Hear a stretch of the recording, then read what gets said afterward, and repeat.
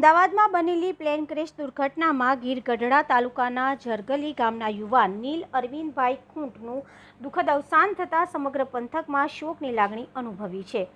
સ્વનીલ અરવિંદભાઈ ખૂંટના પાર્થિવ દેહને વતન જરગીલ મુકામે લાવતા જૂનાગઢના સાંસદ સભ્ય શ્રી રાજેશભાઈ ચુડાસમા તેમજ ઉનાના ધારાસભ્ય શ્રી કાળુભાઈ રાઠોડ અને જિલ્લા ભાજપ પ્રમુખ શ્રી ડૉક્ટર સંજયભાઈ પરમારે સ્વનીલ અરવિંદભાઈ ખૂંટના પાર્થિવ દેહને પુષ્પાંજલિ અર્પણ કરી અને પરિવારજનોને સાંત્વના પાઠવી હતી. જિલ્લા પંચાયત કારોબારી સમિતિના ચેરમેન શ્રી ડાયાભાઈ જાલોંધરા, તાલુકા ભાજપ પ્રમુખ શ્રી ધર્મેશભાઈ રાખોલિયા, તાલુકા ભાજપ મહામંત્રી શ્રી કેસી રાજપૂત સહિતના આગેવાનોએ પણ પુષ્પાંજલિ અર્પણ કરી હતી.